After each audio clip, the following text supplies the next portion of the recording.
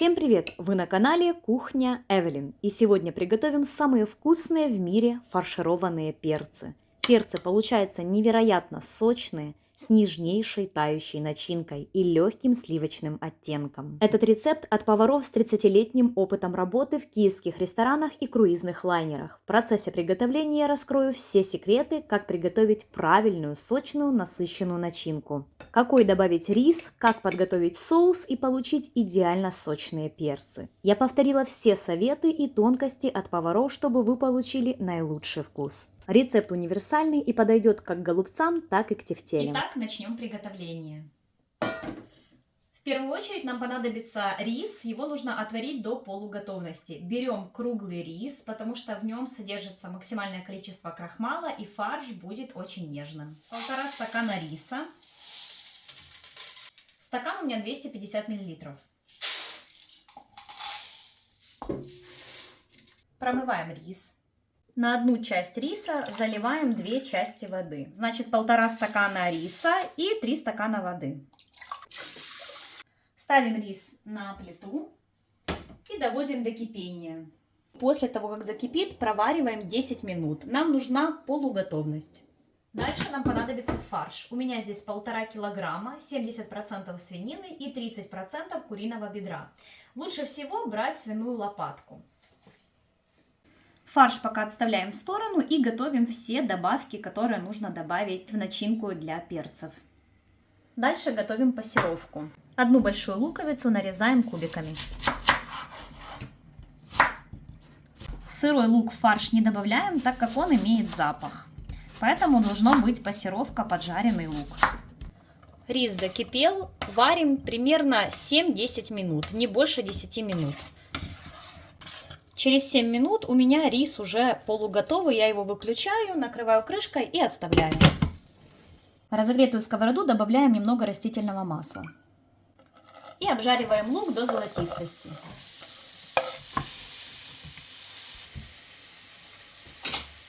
Пока обжариваем лук, нужно натереть морковь на мелкой терке. У меня есть такая меленькая на своей старой терке. Так будет вкуснее всего. Вот такая вот должна получиться соломка. Мелкая-мелкая. Когда лук станет красивого золотистого цвета, добавляем морковь. И все вместе пассеруем пару минут. Когда морковь начнет слегка прижариваться, выключаем огонь и добавляем специи. Немного солим и немного добавляем душистого молотого перца. И когда поджарка готова, все посолили, поперчили, первый секретик. Добавляем кусочек сливочного масла. Я добавляю 50 грамм. И оно за счет горячей поджарки расплавится, растопится. Это первое, что придает очень такой нежный сливочный вкус фаршу. Обязательно добавляйте, попробуйте. Пока рис и поджарка остывает, готовим соус-подливку. Нам понадобится 1 морковь и 1 луковица. Нарезаем мелкими-мелкими кубиками. Если нарежете крупно лук, то в соусе он будет чувствоваться и выглядеть не особо эстетично. Так что нарезаем меленько-меленько, прям совсем-совсем. Я слегка расплакалась от лука и от счастья, что скоро будут вкусные перцы. Так, дальше готовим пассеровку. Наливаем растительного масла в сковороду. Вытираем слезы. Не плачем. И точно так же, как в первом варианте, обжариваем сначала лук до золотистости. Морковь натираем на мелкой-мелкой терке, как в первом варианте. В соусе она не должна особо чувствоваться, но она придаст свой вкус и насыщенность. Добавляем морковь и пассеруем, пока морковь не прижарится, пару минут.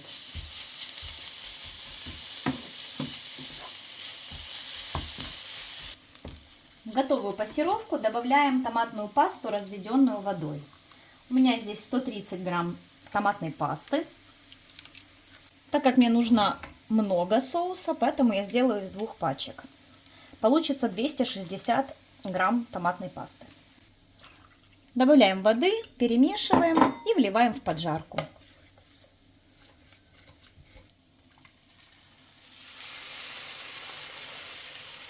И еще добавляю немного воды, чтобы было побольше соуса. В целом я добавила примерно литр воды. Соус томим 10-15 минут, чтобы морковь, лучок передал свой вкус томату и соединились все ингредиенты вместе. Он станет более однородным и более густым. Томим на небольшом огне. Соус томился у меня 15 минут. Посмотрите, какой он стал более однородный, слегка густой. Выключаем и добавляем специи. Пол чайной ложки соли и немного молотого перца. Дальше собираем всю начинку вместе. Фарш добавляем в рис. Фарш у меня без чеснока сырого, без лука сырого, только фарш. Все вместе соединяем, перемешиваем с рисом. Тут, конечно, ложкой не помочь, нужно рукой. И рукой все очень хорошенько перемешиваем, соединяем все вместе. Дальше солим по вкусу. Я ориентируюсь всегда вот рукой. Я так чувствую соли, сколько добавить. Здесь примерно столовая ложка без горки. Так, еще чуть-чуть. И молотого черного перца добавляем. Как вы любите, конечно, но я добавлю где-то 1,5 чайных ложки перца. И можно уже добавить поджарку, она соленая и перченая. И еще один очень важный ингредиент – это 1 столовая ложка домашнего майонеза. Именно майонез придаст тот самый особенный вкус фаршу, нежность, сочность. Попробуйте обязательно, это очень вкусно. Еще добавим немного рубленого укропчика. Конечно же, если вы зелень не любите, не добавляйте, но с укропчиком это также специальная добавочка, лайфхак от повара. И снова ручкой все хорошенько, тщательно соединяем вместе. Ложкой это будет не то. Вот так вот, хорошо. Уже видно по консистенции, что это будет очень сочная, такая нежная масса.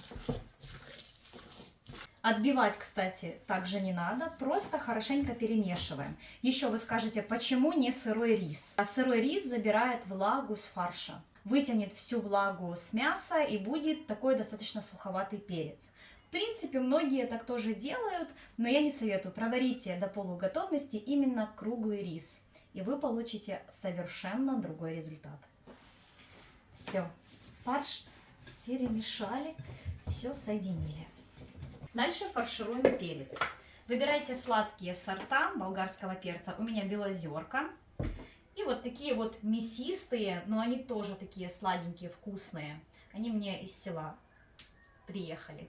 Так, как я удаляла, с этих я уже поудаляла, а с этих сейчас покажу, как я удаляю эту плодоножку. Я не срезаю его вот так вот, а вот ножичком только вокруг плодоножки. Вот так вот. Все. И вот так вот прокручиваю и достаю всю семенную коробочку. Вот так вот. И вот эти вот прожилочки также можно поубирать и высыпать семена. Можно промыть внутри. Вот такие вот получаются перцы. И не менее важна посуда, в которой вы будете варить перцы.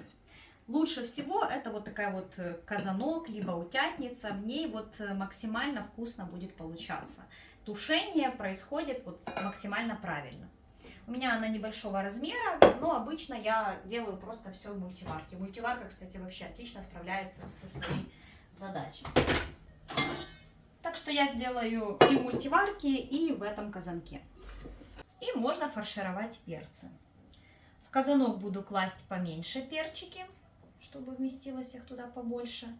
А в мультиварку буду класть побольше. Ну, здесь много не умещается начинки, потому что сам перец очень мясистый и мякоть очень толстая. Буквально столовая ложка и перец полный. И выкладываем в кастрюльку либо в казанок.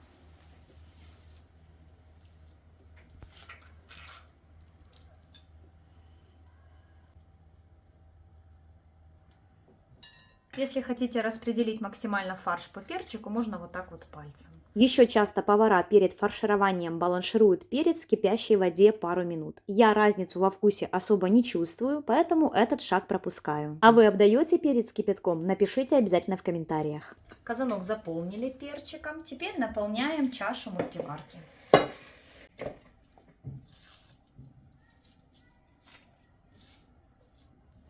Так, все перцы нафаршировали.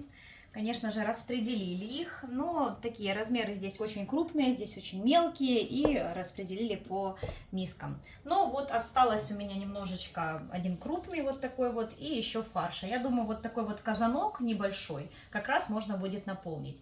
Смело берите перец, фаршируйте и замораживайте. И потом просто сделайте быстрый соус, зальете и стушите, и будет у вас быстрый легкий ужин. Так, дальше заливаем соусом. В соус, который мы готовили, добавляем сметану. Сметана у меня здесь примерно 200 мл.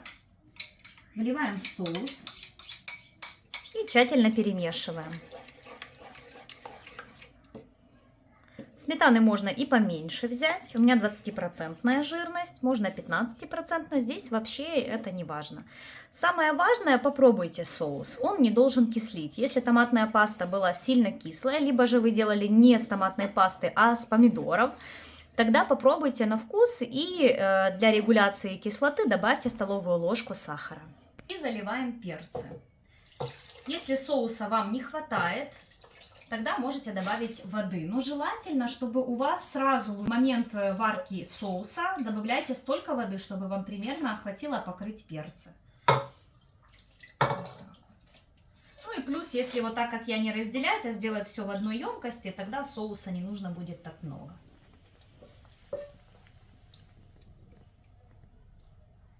Все, соуса добавили. Его вышло по половинке. Я больше воды не буду добавлять, чтобы не испортить вкус соуса, потому что мы так старались его готовили. Если разбавить его водой, конечно же, у того вкуса томленого, томатно-сливочного уже не будет. Поэтому мультиварку ставим. Здесь ничего не надо, сложностей никаких. Все поставили, включили томление, и, в принципе, через 40 минут будут готовы. Ставим казанок на плиту,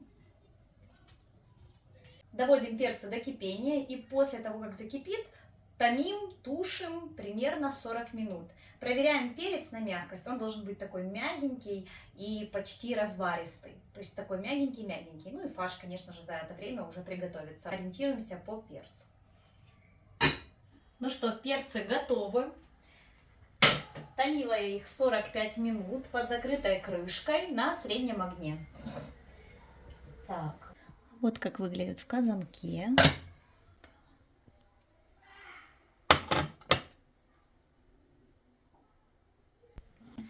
А вот как выглядит в мультиварке.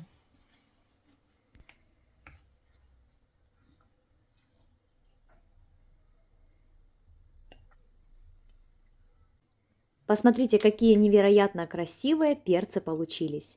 Несмотря на то, что все используют сорт белозерку для этого блюда, то мне однозначно нравятся более мясистые сорта. Они дороже, но по вкусу более сладкие и имеют насыщенный вкус сладкого перца. Начинка получается очень однородной, нежной, и посмотрите, сколько в ней сока.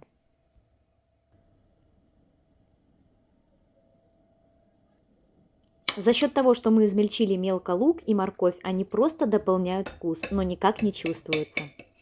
С соусом та же история. За счет того, что мы мелко-мелко нарубили лук и морковь, соус выглядит аппетитно, однородно, и там не плавают куски лука. Ну что, пора попробовать этот невероятный фаршированный перчик. Ну что, давайте попробуем вместе. Пахнет просто на всю кухню. Это невероятный аромат. Со сметанкой, ну, это, наверное, обязательно. Так.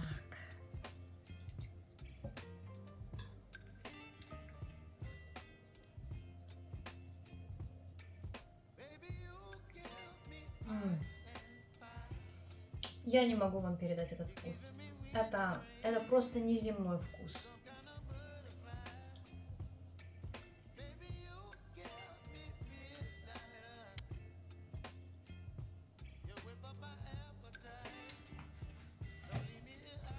Этот рецепт, конечно, он намного дольше делается, здесь много процессов, много нюансов, но если вы будете соблюдать всю технологию приготовления, вы получите в конечном итоге вот просто нереальный вкус. Я не знаю, как вам описать, это сочное, невероятно мягкое, такое вот... Кстати, эта начинка подходит и для перца, и для голубцов. Майонезик, кусочек сливочного масла, укропчик, все эти моменты, они придают вот этот вот неповторимый вкус. Я, как уже говорила, этот рецепт у меня от моей второй свекрови сводной. В общем, она работает поваром в ресторанах уже очень-очень давно, ее вся жизнь прошла там, поэтому рецепты голубцов и перца она делает просто отменные. Это когда голубцы ты ешь после торта, настолько они вкусные. Я вам настоятельно рекомендую, обязательно попробуйте, это очень-очень вкусно. Мужа моего тяжело удивить, даже он бегает, расхваливает, наслаждается. Это действительно очень вкусно. Всем огромное спасибо, кто досмотрел меня до конца. Обязательно подписывайтесь на канал, ставьте лайки и пишите ваши комментарии. Какие у вас любимые рецепты фаршированных перцев, голубцов? Буду очень рада почитать. Всем спасибо, кто досмотрел меня до конца, и до новых встреч. Пока!